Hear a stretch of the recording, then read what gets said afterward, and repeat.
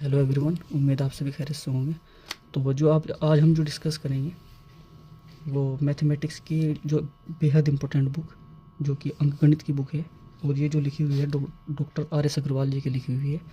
और जो बच्चे कॉम्पिटिटिव एग्ज़ाम की तैयारी करते हैं, ये बुक उनके लिए ख़ास तौर पर बड़ी ही महत्वपूर्ण मानी जाती है, क्योंकि ये बुक ऐसी बुक है जिसके अंदर सभी जितनी भी एग्ज़ाम्स होते हैं उन सब की प्रिपरेशन इस बुक के माध्यम से हो जाती है। सबसे पुरानी है और सबसे भरोसेमंद जो बुक है वो इस बुक को ही माना जाता है। वैसे तो मार्केट में अलग अलग बुकें आई हुई है, लेकिन फिर भी अगर सबसे अच्छी बुक के कहूँ, सभी बुकें अच्छी होती है अपने आप में, लेकिन ये बुक अपने आप में काफ़ी बेहतर बुक है। अब सबसे पहले हम इसमें डिस्कस करेंगे कि इस बुक को पढ़ने के बाद जब हम इसकी पूरी तैयारी कर लेंगे, हम किन किन एग्ज़ाम के लिए किन एग्ज़ाम के लिए हम पूरी तरीके से तैयार हो जाएंगे। जैसा कि IBPS हो गया, PO क्लर्क, और जितने की बैंकिंग सेक्टर होते हैं, बैंकिंग सेक्टर के जितने भी एग्ज़ाम होते हैं उन सभी के लिए ये बुक बड़ी ही महत्वपूर्ण है।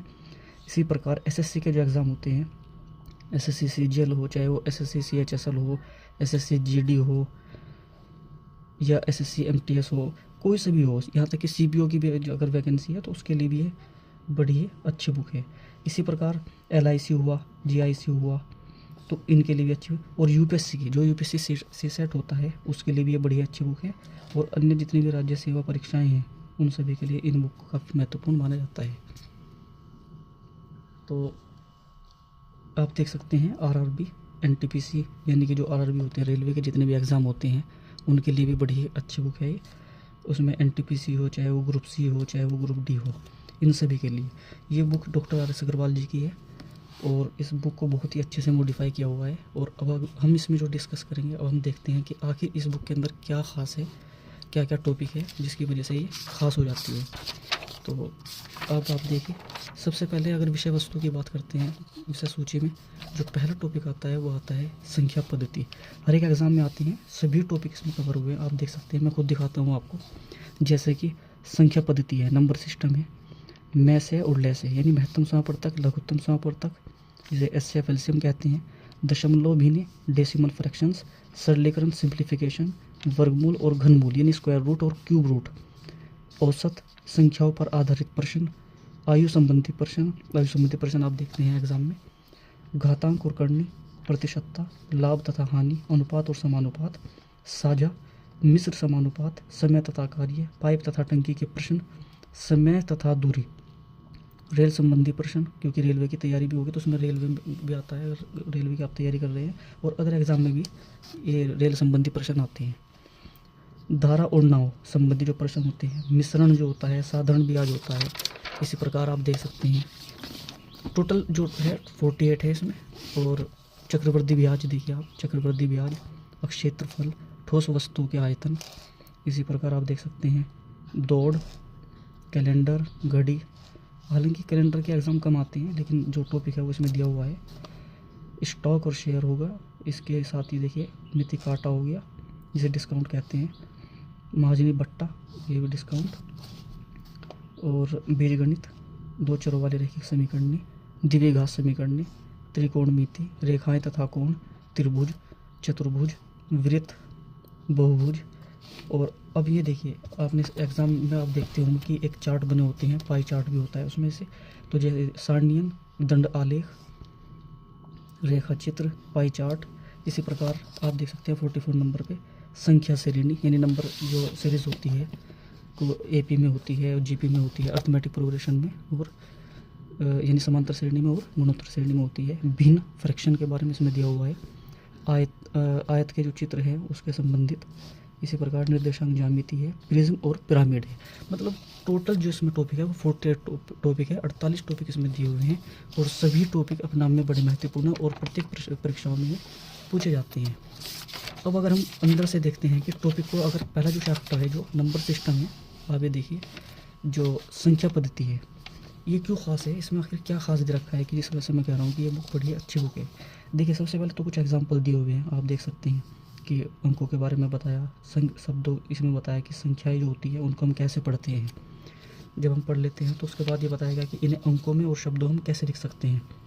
इसके बाद जातीय मान जो होता है, जो लोकल वैल्यू होती है, उसके संबंध में बताया गया है।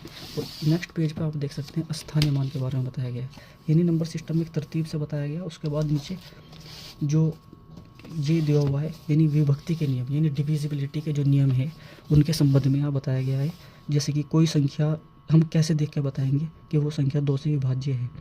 अगर 2 से डिविजिबल है वो कैसे पता चलेगा कि जिसके इकाई के अंक पर या तो 0 हो या 2 से डिवाइड होने वाला कोई भी एनी डिजिट हो, जैसे 2, 4, 6, 8, ये सब वो अंक है जो 2 से डिवाइड होते हैं। तो इसका मतलब हम कह सकते हैं कि वो संख्या 2 से डिवाइड हो जाएगी। इसी प्रकार जैसे 3 से विभाज्यता के बारे में बता रखा है कि जिस संख्या के अंकों का योग 3 से डिवाइड हो जाए तो समझ लो कि पूरी संख्या 3 से डिवाइड हो जाएगी।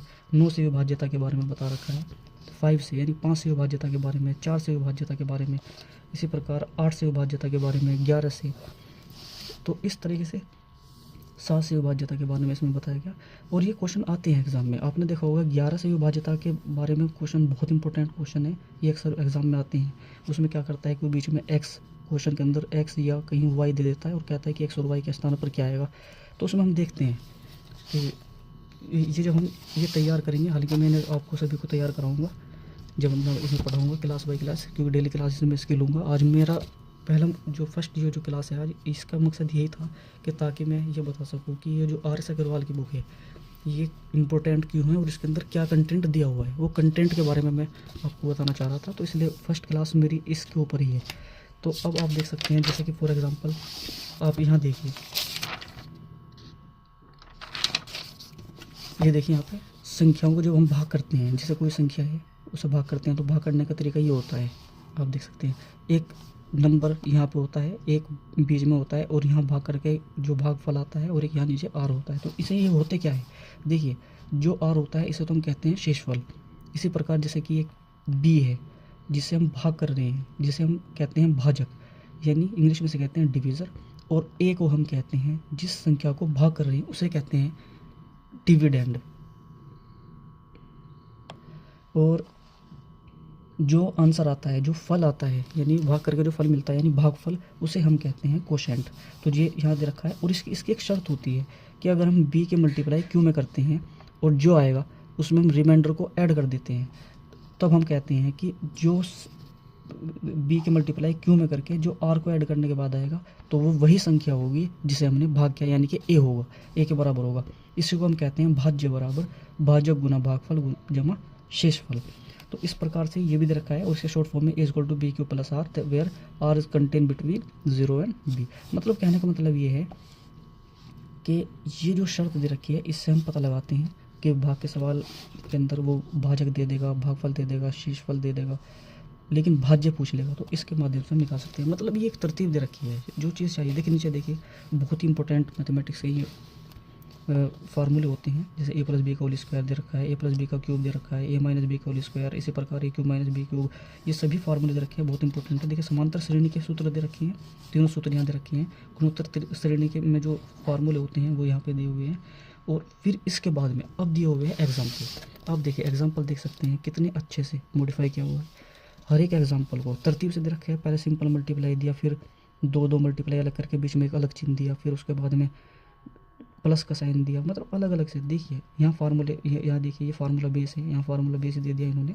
ये 2 वर्गों के अंतर का सूत्र यहाँ पर लगता है, तो मैंने यहाँ बताया था आपको A² - B², 2 वर्गों के अंतर का सूत्र इसे हम कहते हैं। इसी तरीके से अगर हम आगे बढ़ते हैं, अब देखो जैसे मैंने कहा था कि एक संख्या देते हैं उसमें x या y कुछ लगा देते हैं, उसकी जगह कहते हैं कि बताइए x के स्थान पर क्या आएगा। तो जैसे पहला क्वेश्चन है, ये देखिए यदि संख्या, ये संख्या दी हुई है 8 से पूरी तरह विभाज्य है, अगर ये पूरी संख्या 8 से विभाजित हो जाती है तो x के स्थान पर सबसे छोटा पूर्णांक क्या होगा। तो इसे पूछा है। देखिए x के स्थान पर सबसे छोटा पूर्णांक जब पूछा है तो हमें पता है कि अगर हम x की जगह पे यहाँ पे 0 पुट कर देते हैं तो ये संख्या 8 से डिवाइड हो जाएगी।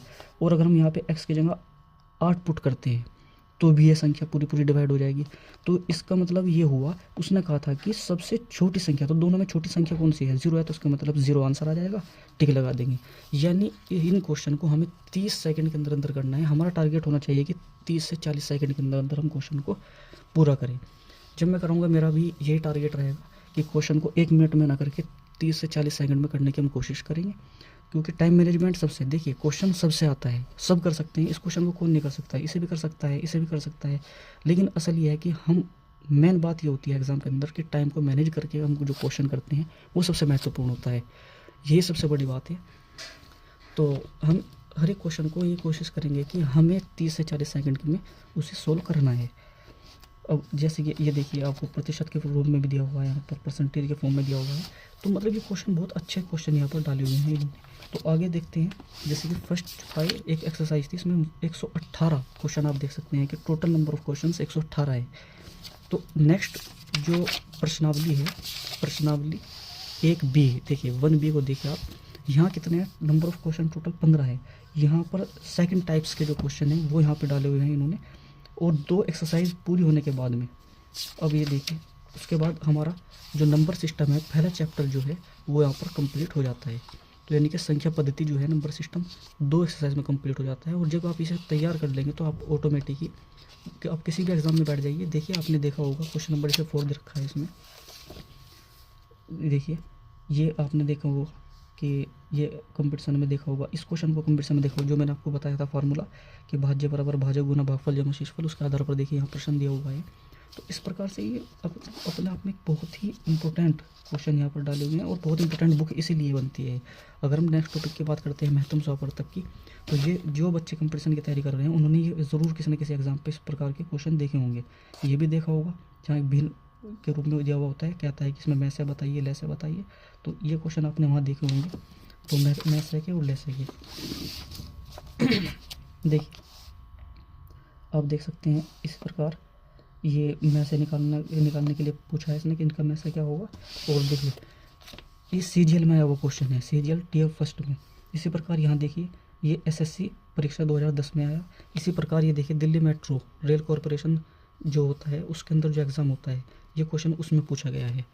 तो आप देख सकते हैं कितनी इंपॉर्टेंट, देखिए हर एक क्वेश्चन यहाँ डाला हुआ है। देखिए हरियाणा के जो एग्ज़ाम है उसमें भी ये क्वेश्चन आया। ये कहाँ, ये UPSC में आया, और ये छत्तीसगढ़ में, ये क्वेश्चन छत्तीसगढ़ में आया हुआ है। जो छात्रावास होता है अधीक्षक, उसकी श्रेणी की जो परीक्षाएं होती हैं उससे संबंधित। इसी प्रकार देखिए 2014 में यहाँ आया, छत्तीसगढ़ में आया, SSC परीक्षा में आया। तो हर एक एग्ज़ाम के यहाँ क्वेश्चन है। देखिए ये इसमें एक अच्छी बात रखी है कि क्वेश्चन के सामने लिखा हुआ है कि कौन सा कहाँ पे आया। जैसे देखिए बैंक PO में आया, SSC परीक्षा में। तो इस तरीके से ये जो सेकंड ए है इसमें टोटल 60 क्वेश्चन इसमें दिए हुआ है प्रश्नावली 2A में। अब हम 2B की बात करते हैं, प्रश्नावली 2B की, तो आप देखिए इसमें नंबर ऑफ क्वेश्चन जो है टोटल ये 11 दिए हुए हैं। तो 2 एक्सरसाइज इसकी हो जाती है, उसके बाद ये कंप्लीट हो जाता है महत्तम स्वरपरतक। इसी प्रकार जब आप डेली आप पढ़ेंगे तो हम इसी तरीके से इंशाल्लाह बहुत अच्छे से करते चलेंगे। दशमलव भिन्न है, दशमलव भिन्नों में क्या होता है कि सबसे पहले इसमें बेसिक पढ़ना होता है। कभी कभी ये पता होना चाहिए कि 0.3 और 0.003 में क्या फ़र्क है, कौन बड़ा है कौन सा छोटा है। तो ये एक बेसिक चीज़ें होती है जिसके बारे में पता होना बेहद ज़रूरी है। देखिए मैं एग्जाम्पल के तौर पर आपको दिखाता हूँ। जैसा कि आप देख सकते हैं, मान लिया ये लिखा हुआ है कि 0.3, एक लिखा हुआ है 0.003, एक लिखा हुआ है 0.03। तीनों में कहता है कि सबसे बड़ा कौन सा है। तो इसका मतलब वो बेसिक बातें हैं, ये बेसिक बातें हैं, उनके बारे में पता होगा तो आप एकदम बता देंगे कि इसमें सबसे बड़ा कौन सा है और सबसे छोटा कौन सा है। तो आप आराम से बता सकते हैं। तो ये मैं तुम्हें अलग अलग सिखाऊंगा, यानी क्लास में, एक क्लास में पहले बेसिक होगा, उसके बाद में हम आगे चलेंगे, एक्सरसाइज के पास हम बाद में चलेंगे। इसी तरीके से जैसे आगे दे रखा है, ये देखिए ये क्वेश्चन दे रखे हैं सब, ये सब दशमलव संख्याओं से संबंधित है। तो इसमें भी 2 चैप्टर दिए हुए हैं, 2 एक्सरसाइज दी हुई है, तो दोनों एक्सरसाइज से कंप्लीट हो जाता है। तो फिर आगे बढ़ते हैं, फिर आता है सरलीकरण, सिंप्लीफिकेशन के क्वेश्चन आते हैं बहुत, रेलवे हो किसी भी डिपार्टमेंट में हो हर उसमें आता है। ये देखिए ये क्वेश्चन आपने देखे होंगे, ये वाला, ये सब आपने पहले परीक्षाओं में जिसने कंपटीशन के तैयारी की है और एग्ज़ाम दिया है तो वो सभी परीक्षाओं में आते हैं। फिर आगे आता है वर्गमूल और घनमूल, इनसे संबंधित प्रश्न। और फिर इसी प्रकार जब हम आगे चलते हैं तो आगे आता है हमारा औसत, एवरेज के सवाल आते हैं। एवरेज के बाद में आप देख सकते हैं, खुद देखिए आप बुक मेरी बुक को आपको ये दिखाने का मकसद मेरा असल यही है कि आप खुद देखें और उसके बाद में आप चेक करेंगे कि आपको ये बुक लेनी चाहिए या नहीं लेनी चाहिए। क्योंकि मैं जब तैयारी कराऊंगा मैं इसी बुक से आपको तैयारी कराऊंगा, एक एक क्वेश्चन करते हुए हम यहाँ पर चलेंगे। तो आप देख सकते हैं ये आयु संबंधी प्रश्न है, और आगे जो आता है फिर आता है घातांक तथा करने के प्रश्न आते हैं। ये देखिए बैंक पीओ में आया हुआ है, एसएससी में आया हुआ है, ये सब देखिए। मध्य प्रदेश के जो भर्तियाँ होती है उसमें भी मध्य प्रदेश की भर्ती में आया हुआ है। तो आगे जैसे चलते हैं, ये बहुत पुरानी बुक है, सबसे पुरानी बुक यानी कि सबसे पुरानी एडिशन ही आया हुआ है, लेकिन अब तो मार्केट में अलग अलग बुकें आ गई है, और यूट्यूब पर आप देखते हैं तो कन्फ्यूज़ हो जाएंगे। जो भी कहेगा वो कहेगा कि मेरी बुक सबसे बेहतर, मेरी बुक सबसे बेहतर, लेकिन वो तो सब केवल एक तरह से आप देख सकते हैं कि कोई भी अपनी बुक को बुरा नहीं बताता। तो ये बुक जो है मैंने खुद पढ़ी है और मैंने देखा है इस बुक के अंदर ये बहुत अच्छे से मॉडिफाई की हुई है। ये देखिए प्रतिशतता के सवाल देखिए आप इसमें। तो इस प्रकार से आप देख सकते हैं कि पूरी बुक मैंने आपको ये दिखाई है अभी, और आप खुद आगे फैसला कर सकते हैं इस बुक के ताल्लुक से। तो ये देखिए रेल संबंधी प्रश्न ये देखिए यहाँ पे। तो साधारण ब्याज के संबंध में देखिए सभी टॉपिक अच्छे से कवर किए हुए हैं। इसी प्रकार ये ट्रिग्नोमेट्री है, त्रिकोणमिति है, ये इसमें दी हुई है। जब हम पढ़ेंगे एक एक क्वेश्चन बहुत अच्छे से करेंगे। इस बुक को देख कर डरना मत, क्योंकि आपको लग रहा होगा कि ये तो बहुत मोटी बुक है, लेकिन ऐसा नहीं है। देखिए दरअसल क्या है कि इस बुक के अंदर क्वेश्चन भी है और उसके सॉल्यूशन भी दिए हुए हैं। अगर एक पेज पर आप खुद अंदाज़ा लगा सकते हैं कि अगर एक पेज पर क्वेश्चन दिया हुआ है, पूरी एक्सरसाइज अगर एक पेज पे दी हुई है, तो उसके सॉल्यूशन कम से कम 2 पेज पर, तो 2 या 3 पेज पर उसके सॉल्यूशन आते हैं। तो अगर हम रियलिटी में अगर देखें, रियल में देखें, तो ये केवल और केवल इतनी मोटी बुक बनती है। सही मायने में अगर एक्सरसाइज को देखते हैं तो इतनी मोटी बुक है, तो कोई इसमें घबराने वाली बात नहीं है। और कभी ये समझे कि भाई कैसे करेंगे, क्योंकि बच्चे कुछ अगर मैथ में कमज़ोर होते हैं तो वे मान लेते हैं कि वो कमज़ोर है, तो वो मेहनत भी नहीं करते। दरअसल हमारी सबसे बड़ी गलती यही है कि जो जिस चीज़ को हम कमज़ोर समझते हैं उसे हम छोड़ देते हैं, और वो फिर और कमज़ोर बनती चली जाती है। जब हमें कोई चीज़ करनी है तो उसमें आसान या मुश्किल नहीं देखा करते। जब कोई चीज़ हासिल करनी है तो वो करनी है। किसी चीज़ को सीखना है तो सीखना है, तो घबराना नहीं है बिल्कुल भी किसी की तरह से। मेहनत करनी है, हर एक क्वेश्चन को करना है, जो नहीं आता उसे ज़्यादा करना है। जिस टॉपिक में तुम्हें लगता है कि मुझे ये क्वेश्चन नहीं आता, तो कोई बात नहीं, उसे ज़्यादा से ज़्यादा उसकी प्रैक्टिस करो तो ऑटोमेटिकली वो आ जाएगा। तो हमें कमज़ोरी पर मेहनत करनी है। जो चीज़ हमसे आती है तो वो तो कोई बात ही नहीं है, लेकिन जो नहीं आती तो उसके ऊपर हम मेहनत करेंगे और काफ़ी मेहनत से पढ़ेंगे। और मैं उम्मीद करता हूँ कि आने वाले वक्त में जैसे मैं डेली की क्लासेस लूँगा और आप पूरी मेहनत और लगन के साथ में तैयारी करेंगे, और ये जो साल 2026 है ये आपकी सफलता का साल होगा, ऐसा मैं आप लोगों से उम्मीद करता हूँ। और मैं उम्मीद करता हूँ कि जो मैंने बताया, कि जितना भी तुम्हें मैंने बुक दिखाई, इसमें तुमने इसमें बुक को देख लिया होगा और समझा होगा कि ये बुक आखिर इतनी अच्छी बुक क्यों है, और हमें क्यों इसे पढ़ना चाहिए, और क्यों इससे हमें तैयारी करनी चाहिए। कोई बात नहीं, क्वेश्चन की प्रैक्टिस ज़्यादा है, कोई ऐसी बात नहीं है। प्रैक्टिस भी करेंगे, मेहनत करेंगे, तो ये आज तुम्हारे पास ये गोल्डन चांस है, एक वक्त है। और अगर ये निकल जाता है तो मैं समझता हूँ कि इंसान फिर पछताता है। तो पछताना नहीं है, वो वक्त नहीं लेकर आना कि कल के दिन आपको पछताना पड़े। तो जब मैं आपको ये पढ़ाऊँगा तो मुझे पूरी उम्मीद है आप पूरी मेहनत और लगन के साथ पढ़ेंगे और पूरी इस बुक को तैयार करेंगे। अगर कुछ वक्त भी लगता है तो कोई बात नहीं, लेकिन अच्छे से हम इसको पढ़ेंगे। तो मुझे उम्मीद है कि आप कि जितने मैंने बातें बताई है आपकी तमाम बातें समझ में आई होगी। तो नेक्स्ट क्लास यानी कि कल से हम जो है इस बुक को चैप्टर 1 यानी कि जो संख्या पद्धति है यहाँ से कल से शुरू कर